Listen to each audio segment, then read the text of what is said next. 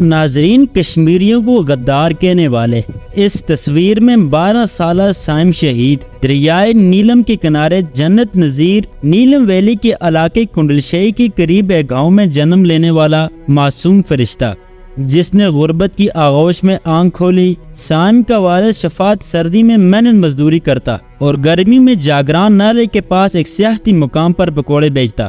گرمیوں کے آغاز کے ساتھ جب نیلم ویلی میں سیاحوں کی آمد شروع ہوتی، سائم کے والد کے پکوڑوں کی بھی فروخت میں اضافہ ہو جاتا، جس سے اضافی آمدن تو ملتی لیکن کام کا بوجھ بھی زیادہ ہو جاتا۔ انہی ایام میں والد کا ہاتھ بٹانے کے لیے ننھا سائم بھی متحرک رہتا۔ دور دور پتھروں اور نالوں کے کنارے بیٹھے ہوئے سیاحوں کو دوڑ دوڑ کر گرما گرم پکوڑے پہنچانے میں اسے خاص لطف آتا۔ یہ 13 مئی کا روشن دن تھا، دھوپ چمک رہی تھی۔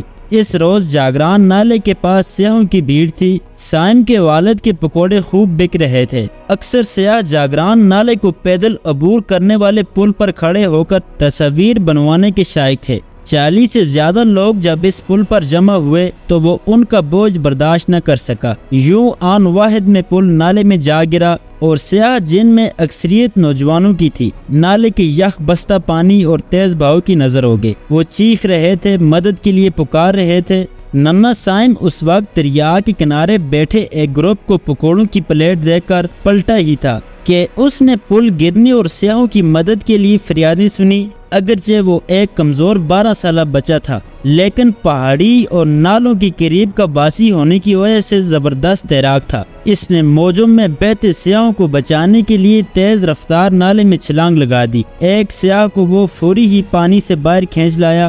دوسرے سیاح کو نکالتے ہوئے وہ خاص تھک چکا تھا، لیکن کنارے پر پہنچنے کے بعد اس نے دیکھا کہ ابھی کئی لوگ پانی کے اندر ڈوب رہے ہیں۔ اس نے ایک بار پھر چھلانگ لگا دی، لیکن پھر وہ خود باہر نہ نکل سکا۔ ناتمام بدن کا تھکا ہارا ننھا فرشتہ انہیں بچاتے ہوئے زندگی کی بازی ہار گیا، جنہیں وہ جانتا تک نہیں تھا۔ بہادری، جرأت، ایثار اور قربانی کی ایسی مثال پیش کرنا بہت ہی مشکل ہے، اور ڈوبنے والے سیاح تمام آزاد کشمیر کے نہیں بلکہ پاکستان کے تھے، جنہیں وہ جانتا تک نہیں تھا۔ تو ناظرین، آئیے اس ویڈیو اور اس کے کارنامے کو زیادہ سے زیادہ شیئر کرتے ہیں، اور ہم پاکستان کو یہی پیغام دینا چاہتے ہیں کہ ہم آپ لوگوں کے خلاف نہیں ہیں، آپ ہمارے مسلمان بھائی ہیں۔ ہمارا احتجاج آپ لوگوں کے ساتھ نہیں، ہم اس سسٹم کے خلاف ہیں۔ سسٹم کرپٹ ہے، اس وجہ سے